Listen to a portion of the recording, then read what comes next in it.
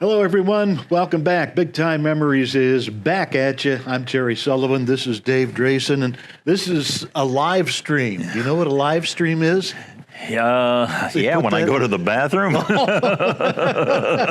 It's the only live stream I know. But hey, we are all stocked up on Geritol and back for season number 3. Can you believe it? We got renewed. Yeah. Lots of good stories. I tell you, we can tease a little bit, I guess, about who's coming up this season. We can. Well, we've got Mark Luen. Yeah. Fans asked for that one. They asked for Fred Curry. They've asked for, oh my God, so many others. The Dressing Room Confidentials. The Dressing Room Confidentials, favorite of a lot of people. We're going to tell a classic Dr. Jerry Graham story in one of those Dressing Room Confidentials. Yeah, and for those people, a lot of times we concentrate because you and I were associated with Big Time Wrestling, the Sheik's promotion. Yeah. But you were also involved with Bruiser Bedlam. But there was another promotion, that rivaled, for a while, the Dick the Bruiser promotion. Yeah. And we're going to do, feature that, and we're going to do a two-part episode on Dick the Bruiser. Oh, that is going to be something, isn't it? We hope so. I've seen the notes, and that is going to be something for sure. And, we talk about comments, we talk about the people, the reaction from the people, which has been amazingly positive. Personally, I rarely read comments on Facebook or YouTube or whatever they are because, so many people are so nasty and bogus about it. But the people who've watched our show have been very, very kind, and, I appreciate that. Yeah, I mean, we, like a number of hits that we've gotten just on the YouTube, not only on other, media, which, run into nearly 1 million, if not more. But, the Sheik episode, one of the very first episodes we did in season 1, at this time that we're doing this show, it's over 20,000 views already. Yeah. And the other one's climbing, Bobo, Bobo's right up there, Butcher. Yeah, the Pampero Firpo, Bull Curry one, even, Mickey Doyle and the Kangaroos and, God, we just have so much more to tell, And one thing is that we don't pretend to know everything, even though maybe we think we do sometimes. There's hardly a day goes by that we're not researching these things or doing them, and somebody corrects us about something. Yeah. And that's part of what we try to do is set the record straight. And we've got a segment coming up in one of our Dressing Room Confidentials, which is rather lengthy, and it's going to handle all the corrections that have come up since season 2. Yeah, besides our personal stories, which, those are all true, and, there's nothing to correct as far there. As you know. But, when we do our research and, stuff like that, the internet isn't always correct. No. So we, dig deeper than that. We're going into books and we're asking other historians, to help us out and give us their, take and information. Yeah. And we put it all together and we try to make a good showing of, giving the fans, telling them about their favorite wrestlers from back in the day. And we're talking 50, 60 years ago with a lot of this stuff, and professional wrestling was not a thing that a lot of people decided, yes, we're going to keep voluminous records and keep them indexed in the Library of Congress and everything. No, you just Wikipedia is notoriously unreliable. It takes a lot. It really does.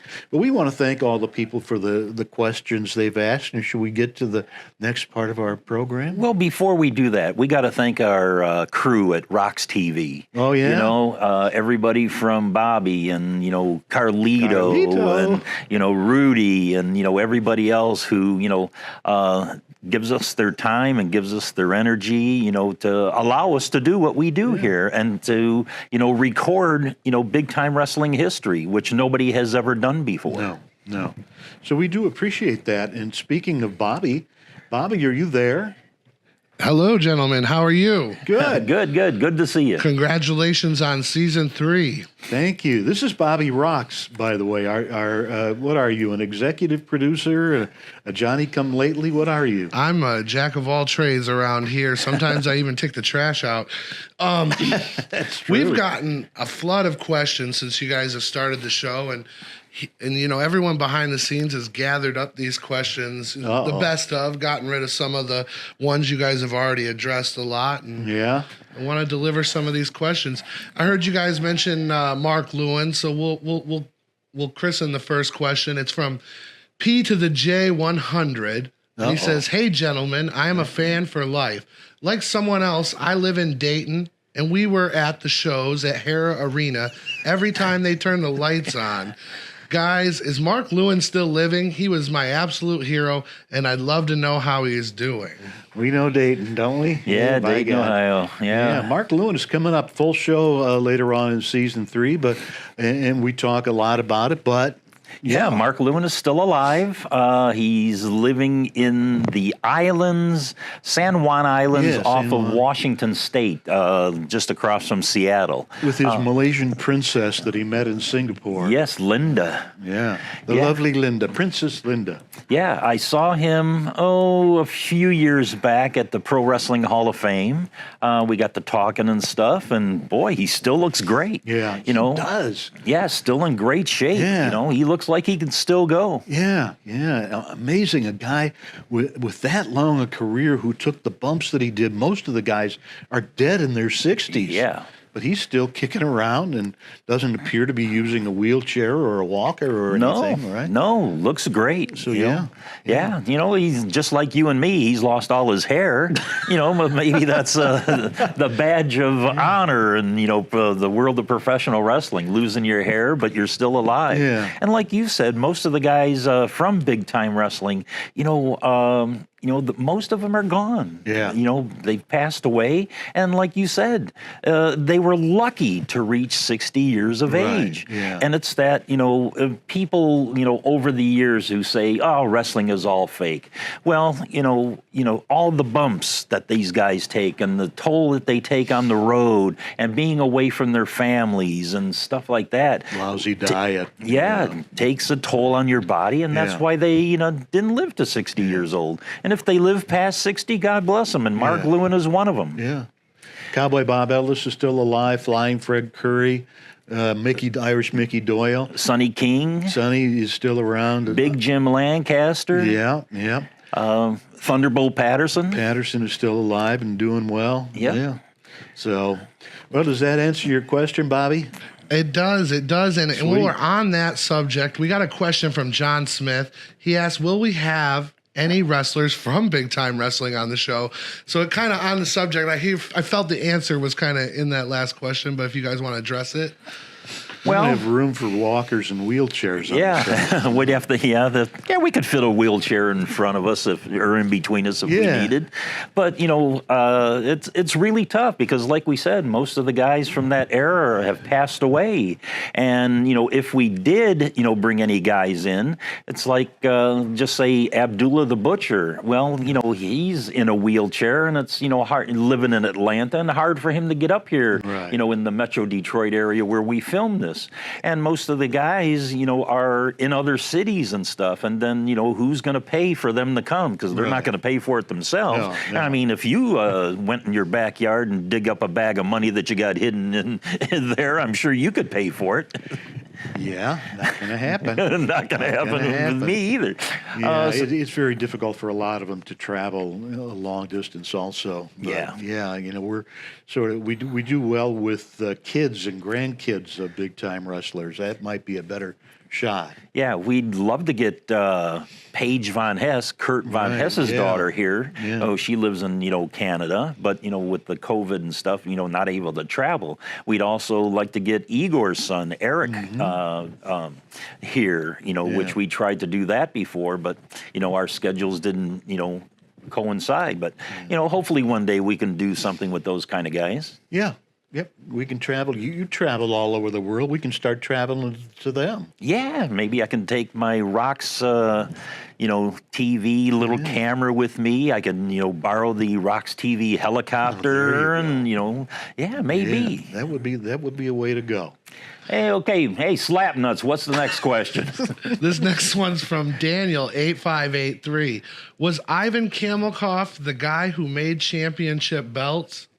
And also, how is there not more big time wrestling footage available with all the footage that was shot in the mobile truck? It's being held for evidence. Yeah, it was stolen with a box office robbery. All the tapes. Yeah. Ivan Kalmakov, you're half right. No, not even half right. No, not even half right. Yeah. The guy who made most of the Detroit belts was Nikita Molkovich, a Canadian guy, also a wrestler, really good guy, really nice, friendly guy. He made the belts, but also you had guy who made other belts, Reggie Parks, who recently passed away. He did a lot of belts. Yeah. Dave Milliken, I think, is another name who's done belts. Sure. And then, some of the independent promotions around, I know in the XICW, Malcolm Monroe Jr. had a belt made, a replica of the Sheik's original belt. And he's got, I helped him with that, not making it, but I helped him, because he put all the names of the former champions on the sides, and, we have a picture of it that, we can show you fans that it's a beautiful belt. Oh, it is, truly. Yeah. But Nikita Molkovich wrestled occasionally as Nikita Kalmakov. Right. So that's probably where the confusion comes in. Now, what was the second parter of that one? They wanted to know, how was there not more tapes? I think you guys kind of addressed that a little bit in previous episodes, but... Well, the videotapes back then, they were big reels. 2-inch reels. Yeah, 2-inch reels, and they were expensive. They weren't, to produce and, to buy. And, what they did, they took those tapes and they went from city to city, to different TV stations that played, the same tapes. And then they worked their way back, and then they raced over them, and, refilmed, using the same tape, almost like a... old cassette tape. You can record on it and re-record over it, and that's what they did. And not too many promotions held on to any of their archival, reels, and for that reason, because of economics. WWE has most everything that's out there. I don't believe they have the UWF, which is Bill Watts' territory. I think Houston, Paul Bosch's widow, I think maybe she just sold it.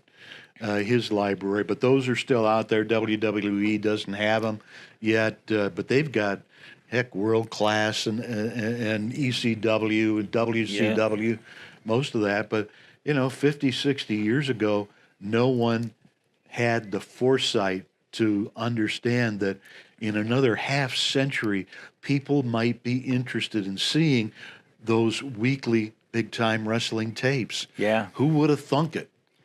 Yeah, if you go to YouTube, you'll see some old tapes of maybe on Channel 9, CKLW. You'll see some, like I know the Hells Angels, there's a thing of them on there. I think there's a Sheik one on there. Bruiser and Ernie Ladd. Yeah, J.J. Dillon, Arnold Skolin, I know, was on one or so. And, it was... The whole reason is economics. Yeah, YouTube, you type in Sheik or type in big time wrestling and, go to the YouTube site and do a search for those things. And you should come up with a lot of interesting stuff. There's a lot of Terry Funk, Abdullah the Butcher out of there from the later 70s. Yeah, it's a real treasure trove if you look hard enough. Yep. The next couple questions are about the Killer Brooks episode. Killer Brooks. The first one. That elbow, that's a stinky patty. Oh, that thing stunk. Not as bad as that cheap cigar he smoked in the car all the time. Yeah. The first one's from Vic Ferrari. He wants to know, wasn't he tag champs with the Butcher? Abdullah the Butcher? Not that I recall, at least not in the big time wrestling era, because when we did our tag teams episode last year, we mentioned all the champions, That's right. tag team champions. I don't recall Abdullah and Brooks ever being a tag team. Do you? Seems sort of an unlikely team, but not impossible. They may well have teamed, but I don't remember it. Maybe in Texas or somewhere else, No, but yeah. not Oh, in our you know area. what? That's possible. Yeah. Because they were both in Texas in the 80s, 80s. yeah. Yeah. And Jim Coleman wants to know, did Killer Brooks marry Tanya West at one point? No, he didn't. No. Jim Coleman, if that's really your name. No. He was married to a young lady named Connie. And then Connie. he was married later on to about 6 or 7 other ladies, brief things in the night. But he was never married to Tanya West. She married Cowboy Parker. Cowboy Parker, Ray yeah, Elmore. Ray Elmore. Yeah, they had the matching cowboy outfits. I'll tell a story about that this season about how he got mad at me.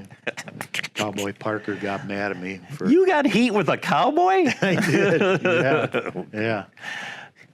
This next one's about Tony Marino. During this time period, who was the most prominent masked wrestler?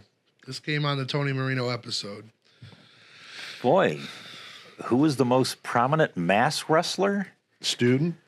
Around here, yeah, I think it would be the Student.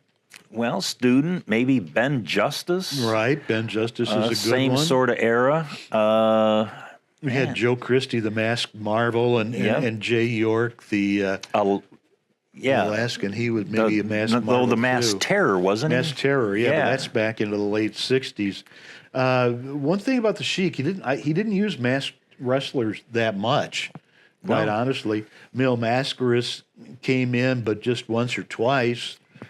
He would probably, I think, have been the most internationally well-known masked wrestler ever to appear in Detroit, and then right up there, George the Animal Steel, who at that time was the Student. Yeah, the Student, and great matches. Like he got unmasked around the territory. Yeah. I know he was unmasked in Detroit and Toledo by different guys, and had the mask taken off. But he always had a pair of, not a pair, maybe one, but a nylon over his face too, so that it sort of distorted his face too. But then he'd come back, like the week or two later as George the Animal Steel. Yeah.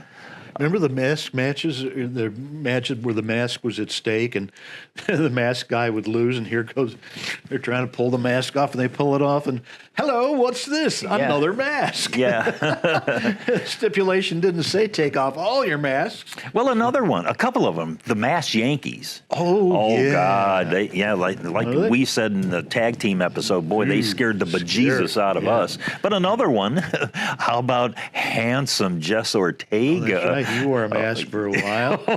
Bull Curry and Johnny Valentine wore the asbestos mask for Bull Curry and Valentine avoid the Sheik's fire. flame. I wonder if that was the same masks, though. I think it could have been. There's not that many companies around the world that make asbestos masks. Here's one. This would have been from the very mid-'60s when the Sheik bought the territory.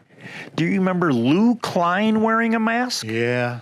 I forgot, what was his name? The Intern, maybe? Because he was Jerry Graham's Dr. student. Jerry Graham's. Yeah.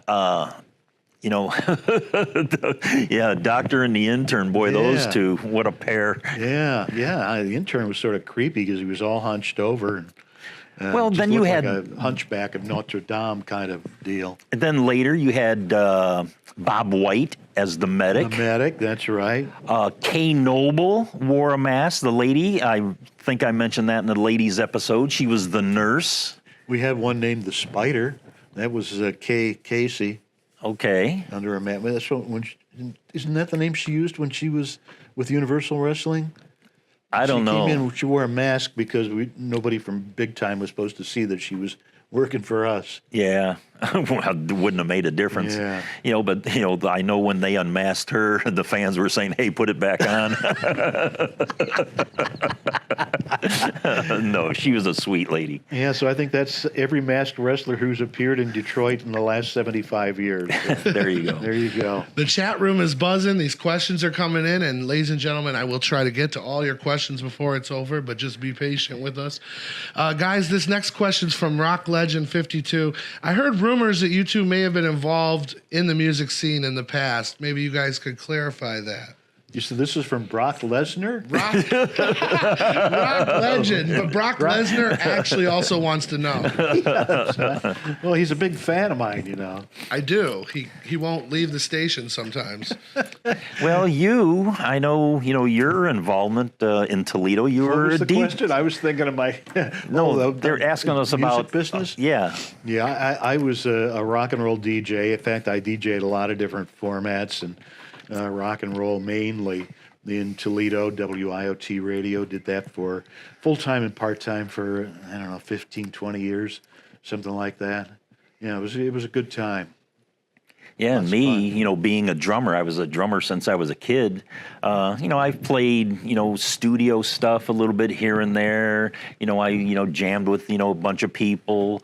I played in recent time over, I'll say recent time, some years ago, with a band called Rival with my friends Richard Long, who I worked with at AT&T, Tommy Sather, and Ed Dio, who has, since passed away, and, had great time jamming with those guys. Plus, I also did photograph and video work and other publicity stuff for, like, great bands around the city of Detroit, the Twistin' Tarantulas and Pistol Pete, Horse Cave Trio, my great friend and big wrestling fan, Ron DeVore, Lou Simon, and Tony Bizon.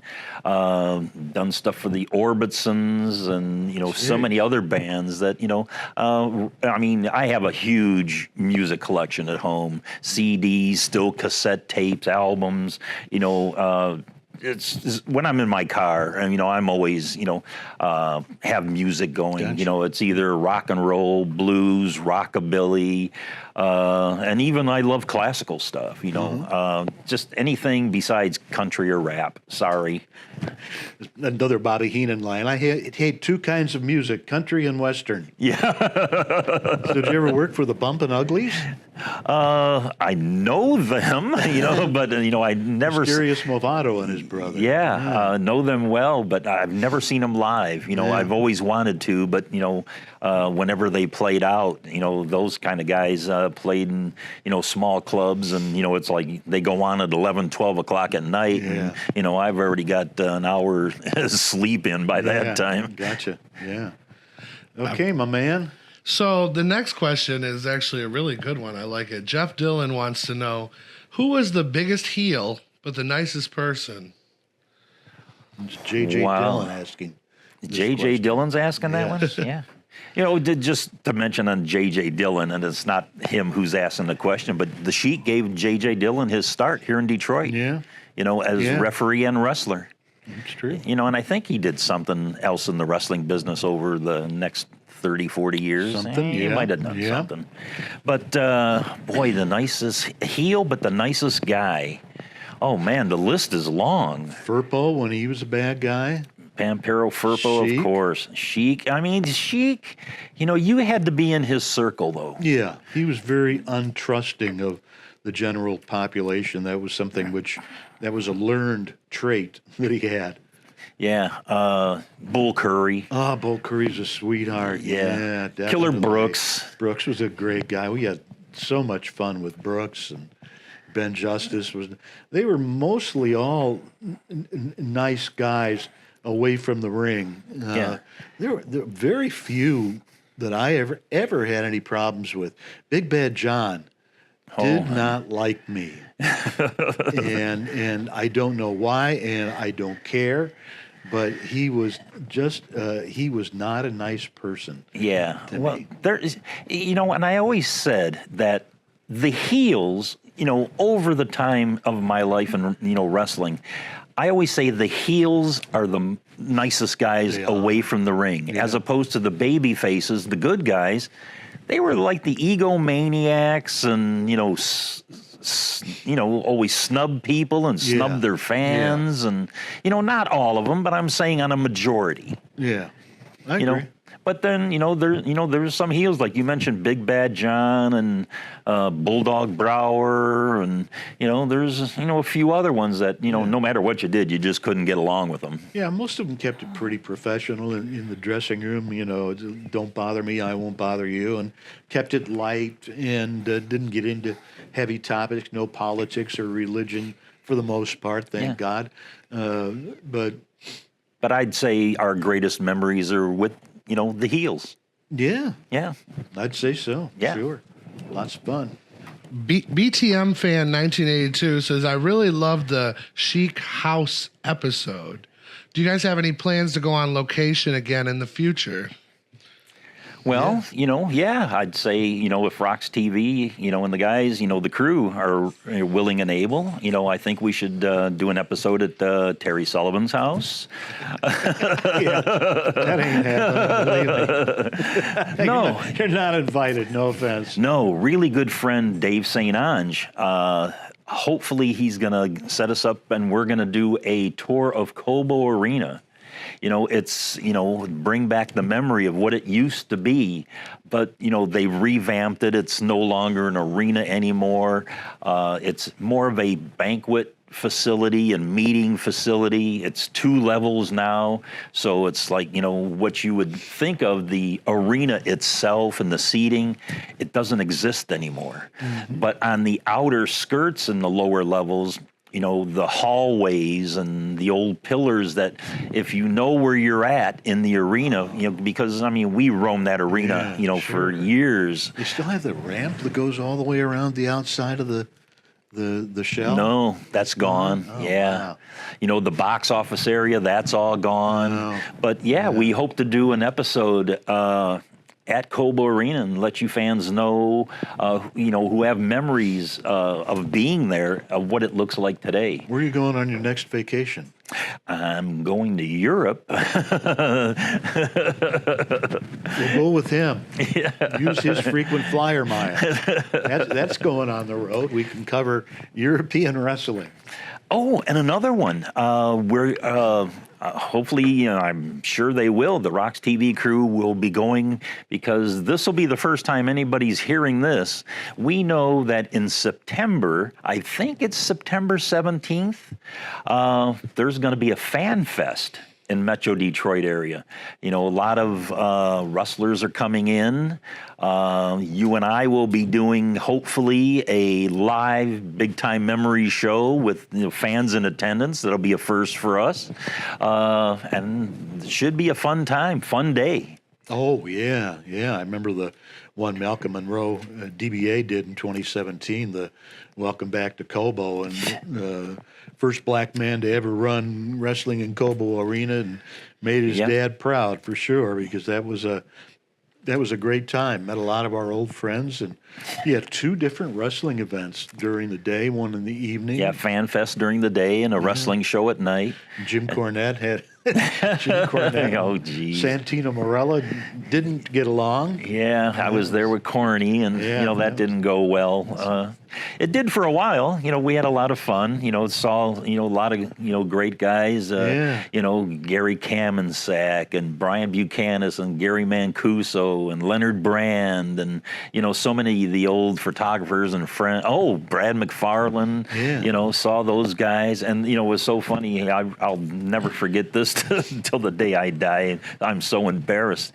The guy comes up to me, taps me on the shoulder. I turn around and he says, "Hey, hi," and it's like, "Hi." And it's like, I'm looking at him, and he goes, "Terry Sullivan." And it's like, oh, my God.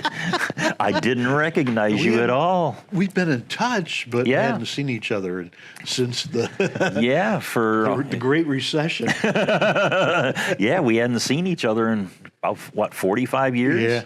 Yeah. And, God, our passion for wrestling hasn't waned, one bit at all. Nope, You know, and thank God our wits are still with us. Most of it, half anyway. of our wits were half wits. But it's like when you and I get together, and especially here, and when we talk on the phone, it's like some of those old memories that are like way in the back there that are long forgotten. Yeah. Something that you'll say or I'll say triggers something that God, wow, I haven't thought about that in 50 years. Yeah, for sure. Yeah. Okay, Slapnuts, throw another one at us. This next one's from Amber Alert, and it's about the Terry Funk episode. And Terry Funk also appeared in the movie I Like to Hurt People, where he stole the show. Tonight, Terry Sullivan. Did he really knock you out, or was it kayfabe? I loved this episode. I Like to Hurt People? That's what it says. No, he never knocked me out, and I like to hurt people. All right. We might have to strike that He one. was he got upset with me one day on live television on Channel 62. He was feuding with Mark Luen at that point in time, and that was just a really, really cool time. The matches those two had were just sensational. Dory Funk was in, Dory Funk Jr., Terry's brother, and Sheik was in the mix, and Furpo and Butcher, I think. And he was upset one day about something, and he came out after his match to do an interview and says, I want you to tell these people that I am the greatest wrestler who ever lived. And I says, well, yeah, absolutely. You were one of the greatest wrestlers who's ever lived. And he says, no, not one of. You tell them I am one of the greatest, blah, blah, blah. And again, I responded, well, certainly, your credentials are not in doubt. I don't think he was world champion at the time, but, you've been everywhere and beaten almost everybody. And, yeah, you're one of the all-time greats. And he says, I want you to tell me that I am the greatest wrestler who ever lived. And I said, I'm not going to say it. Smack. Yeah, I remember that one. That was, and that was when they had an impromptu Terry Funk, Mark Luen match on TV, and the fans went nuts. Might have. Yeah. Right. But that wasn't in I Like to Hurt People. No. It was around that same time, though. Same time frame, yeah. Yeah. This next one's actually for Dave. Dave, what kind of camera were you using in those days? Something better than an Instamatic, I'd guess, especially since you weren't getting red eye in every shot. Boy. Yeah, they were even clear pictures. Didn't look like there was Vaseline on the lens. Yeah, that guy who posts those things. I went took to my optometrist and says, can you fix this? And he says, yeah, nobody can. There's a famous person who prints pictures that he took, but they all look like he's got Vaseline on his lens, and nothing is clear. Yeah, we always say, take the wax paper off your lens, and then they're trademarked too. Did you ever notice that TM in the bottom? Like, who's gonna want to use or reprint that one?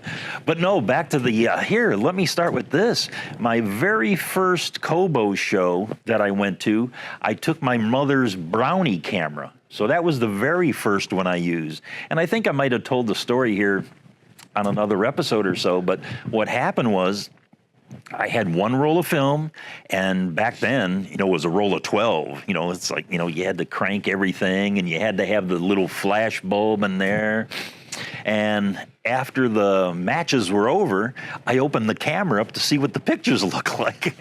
I had no idea that you had to take the film in to get developed. My mother didn't tell me that part of it. But then, I'll say this would have been 1964, 65, 66. That's what I used. I used my Brownie camera first. And here, I'll tell another funny story on that one, because you always had to have these flash bulbs. Remember the little, clear, or they were blue sometimes. Yeah. And they were big, so when you're taking 12 pictures on a night, and God, now with digital, mercy's sake, 12 pictures of, the same, action thing.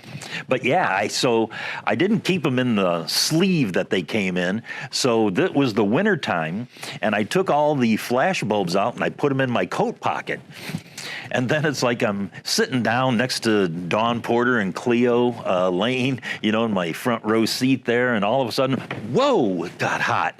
Well, I guess the ends all touched, and they all, poof, they all went off at one time.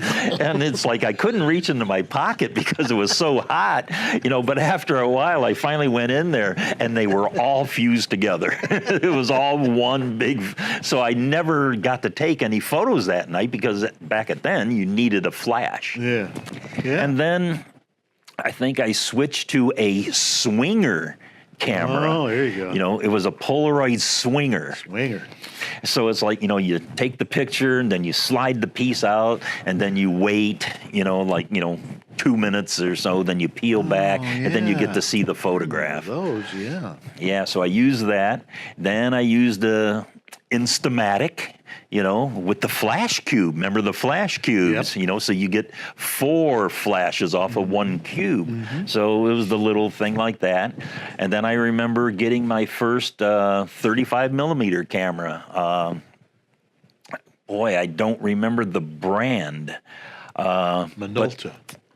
It could have been. It wasn't a Nikon. I know that. I never used Nikon cameras, but, it might have been a Minolta. Good point there. But, since that would have been in like 1969, 1970, when I was taking pictures and sending them to the magazines and stuff. So I used, a 35 millimeter, almost all my shots, that you see on the show and stuff. And when I was working for Big Time Wrestling, we were with a 35 millimeter camera. Oh, wow. And most of the time, there was, at one point, I had 2 cameras because sometimes I'd be in the dressing room and there, guy'd be bloody and stuff. So I'd want to take a color picture, because I have a lot of black and white bloody pictures, which, they look okay, but, color looks good when, red in color. So I'd carry 2 cameras around. So, but even back then, you had, a roll of 36, 35 millimeter film. So that's what I was shooting, Tri-X film. And, I'd have, 2-3 rolls and, get them developed. And, I did my own developing too. I had my own dark room in my basement, that I printed all my, pictures and, enlargements and everything else and bring them to the next Cobo show, show them to Joyce and Eddie Jr., who picked out, they usually took them all. And they always gave me $1 a piece. I remember that. They gave me, and then, it came time to when I was doing color stuff and, doing more photographs, shooting more and more and more. And then it's like, God, it was starting to cost me, money. And I really wasn't making money doing this. Right. I did make money writing body press stories, which I got paid $5 per story. That's probably the first time I'm saying that ever. So I was getting $5 per story, $1 per picture, and really wasn't making that much money. And I asked Eddie Jr. one time, I says, hey, I'm going to have to, start charging you more for the photographs. And it's like, oh, good, here, take them, get out of here. We don't need you. And it's like, oh, crap, I don't, so I kept it the same price. But the way I did make money, sometimes, it would be after the Cobo show, I'd go into Joyce's little office where, she wrote out all the checks, to the guys and stuff. So I'd get there and, she's going to write out a check and she goes, I already did the books and stuff, here, I'll write it at the top of the ledger and you pay, I'll pay you next week. Which was fine. So that, the next, week I'd get paid for 2 weeks. Well, sometimes she didn't erase it off to the top. So like maybe a month or 2 later, she says, oh, I still owe you for, like $80 for here. And I was like, oh, yeah, I guess. So I'd get a double payoff, so, but there was times that, I was, doing the photographs and writing the stories. I was making more money than most of the enhancement talent. Yeah. Who got what, 15, 25 bucks, 30 if, they were lucky on a good house. Did you ever sell any of your photographs to the fans? I did for a while. Brad McFarlane was good at that. Yeah, I was thinking about He Brad, had, you know, yeah. his big, you know, photo book and stuff with like 4 or 5 pictures of the same thing in each sleeve, and he'd sell those, what, 50 cents, $1 a piece to fans of Cobo. But I rarely ever did that. You know, I was into collecting, you know, the body press programs, because I used to get like 10 of them every show, and I'd send them out to all my friends in different cities across the United States, who, you know, now I see that they're selling them and making good money off the things that I sent them, you know, back then. But, you know, God bless you. Yeah. Hello, Next question. Well, speaking of Ed Jr., this next question is actually about him. Wrestling Fan 17 says, I love the show. I've been watching since season 1. I was wondering if there's ever going to be an episode on the late Captain Ed George. I would love to know more about his feud with Bulldog Don Kent. Next question. Yeah. To answer that one real quick, no. If we did a Eddie Jr. highlight, well, you know, we'd have a 1-minute episode. I think Eddie is going to be featured in our a show we're tentatively calling the All-Star Supporting Card, which is the you know, we've stuck mostly with the guys and women, well, guys who were primarily main event level talent, some of the biggest names, but you know, and you have 21 matches in a card, or even 10 matches in a card. You got most of the people who aren't in the main event, maybe weren't in the main event very much. So we're going to talk a lot about them, and we could talk about Eddie, because Eddie did he was effective in some ways. I mean, the people liked him, and that's the bottom line. The people liked him. I don't quite get it, but the people liked him. Yeah, he put butts in the seats for a while. God bless him. You know, we've had, you know, good and bad times with him, and sometimes we kiddingly joke about him, but, you know, he passed away recently, and, you know, God rest his soul. And honestly, I don't have anything negative to say about Eddie. He could be infuriating sometimes, but not so much with me. He was always very friendly, and, you know, we would hang out every now and then in Williamston, and he used to come over to my place and hang out and listen to rock music or something. He used to bring these biggest, he'd stop at the party store, and would he load up and meats and cheeses and everything, and wow. Wow. But yeah, he always treated me well, and I lived in Williamston, which was his home, so when we went to the matches, I usually rode with him and whoever else might be around at that point in time. So yeah, he made a lot of money for the guys, especially in Dayton and Toledo, and which were considered his towns. So, but yeah, he had his issues, don't we all? We got time for a few more questions. One of them was, I always wondered if Lucille Dupree and Joyce Farhat were related. They kind of looked alike. Is Lucille still alive? Neither is still alive, unfortunately. Not too sure on when Lucille went. Joyce went, 5 years ago, maybe. Oh, a little bit longer than that. Time flies. It's been about 7, 8 years, I think. But no, they did look alike. Yeah. And you should see Joyce's granddaughter. She looks exactly like Joyce. But no, they were not related. Although there were very, very few people who got into Joyce's office. Joyce held court in this little office at Cobo. The Sheik would be there. Connie Brooks, Tim's wife, would usually be in there to keep her company. Very, very few other people. But Lucille was one. And if Lucille was on the card, you could probably find her engaged in a lengthy conversation with Joyce. Yep. Michael Pravarnek says, you guys have briefly mentioned the UWA, but who was the main person that sold you on the idea that you were not being paid enough by the Sheik? Because they must have been a great salesman. That's for you. Well, that's a great question, Mike. The guy who was in charge of recruiting the roustabouts that would go on to screw the Sheik was Jack Kane. Jack was what we call a booker, and he's the matchmaker. He's going to decide who wrestles who and all the details involving that match, from beginning to end, in concert with the wrestlers themselves. But I've been in a lot of different jobs, very different industries, and you know what? I never think I'm getting paid enough. I get a raise and I think, yeah, it's about time. Yeah, by golly. Then I get my next check and geez, I could use a little bit more. But with wrestlers are generally complainers and whiners. I hate to say that, but it's the truth. And when it comes to money, they never think that they're getting paid enough. Typically, the main events are going to take home 5%.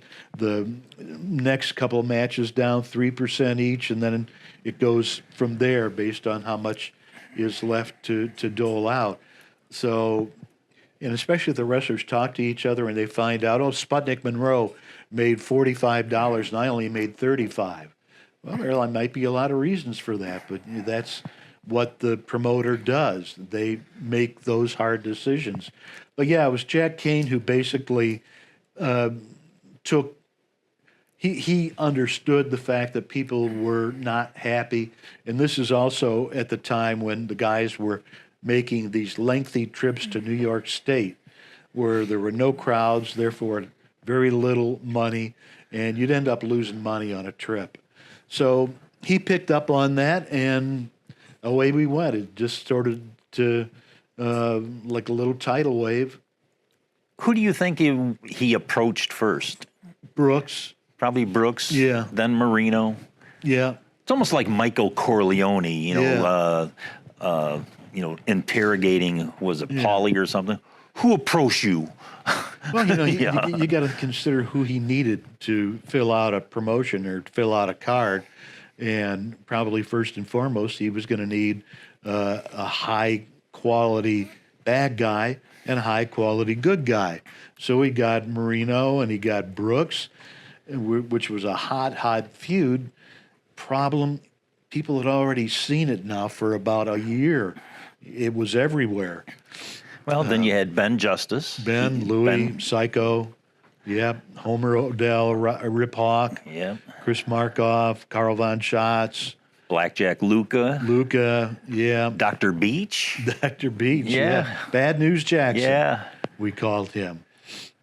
Yeah, well, what a crew. We had a good thing going for a while. We put on some really good shows, and we drew some good fans. Well, you remember Ernie Ladd used to wear a jacket, and what he had printed on the back of it? Promises. Yeah. And I used to think about that all the time, because we had all these big promises, and we're going to do this, and we're going to bring in these wrestlers, we're going to bring in that wrestler. Oh, yeah, have we ever seen that happen before, where the Sheik, member of the NWA, has some opposition, and you're going to bring in all these NWA guys? No, ain't going to happen. Hey, let's not answer any more questions until we get a raise from Rox TV here. Oh, There man. you go. Yeah. I think that's it. I don't know. Are there more questions? I got time for two more. Let me give you this one real quick, and then we'll go with our final question. This one says, very nice work, gentlemen. I've heard on more than one occasion that Mickey was born in Canada. Is there any truth to that? And can you tell me how old Mickey is today? Who? Mickey who? Mickey Doyle. Mickey Doyle? Oh. No, Mickey Doyle was born in right? East Detroit. Oh. He went to I think he was East Detroit St. Clair Shores. There you go. He was a St. Clair Shores native. Played baseball, in grade school and high school there. Mickey is. He's in his 70s, I would say. I'd have to go back and look at my notes on, the year that he was born, but he's in his 70s. Lives in northern Michigan, comes down, back down this way to St. Clair Shores and the Detroit area to visit his family all the time. Yeah. So, And we have talked about having him on, but the schedules, since he's up in northern Michigan, it just hasn't worked out. Yeah. But yeah, great guy, great friend. Yeah. Every time, Primo. every time I get together with him, it's just a laugh fest. Yeah. We tell stories, and I mean, he was all over the place. Yeah. And if you, Tim Keenan, a good friend of ours, wrote a book on that's Mickey right, about Doyle. Mickey. Yeah. Everybody loves Mickey. So if you go to like Amazon, or I think it's on Amazon. Yeah, it was, yeah. Look up Mickey Doyle, Everybody Loves Mickey by Tim Keenan. Get the book. It's a very short read, maybe 150 pages. Yeah. I contributed a lot of photographs to it. He interviewed me for it, so I've got some tales of woe that me and Mickey went through over time. But, it's a great book. Mickey was one of those guys who, throughout his career, he went to a lot of places. He was very popular when he was supposed to be popular, and when he was supposed to be a bad guy, he did that well too. But, he never quite cut through the elite, so to speak. He never Didn't get made the push. Yeah, but he was just sensational, just a joy to be around. But everywhere he went, he was prominently featured. He wrestled Roddy Piper when he was in L.A., but it wasn't a main event. It was a, middle of the card kind of a thing. Yeah. So he's wrestled everybody. And he always found his way back to Detroit here, and appeared on the Kobo shows, and we did a lot of independent shows when he became one of the Kangaroos, and I got to manage him then, and had a lot of fun with that team. And then when he teamed up with Al Snow as the Motor City Hitmen, boy, we had some fun.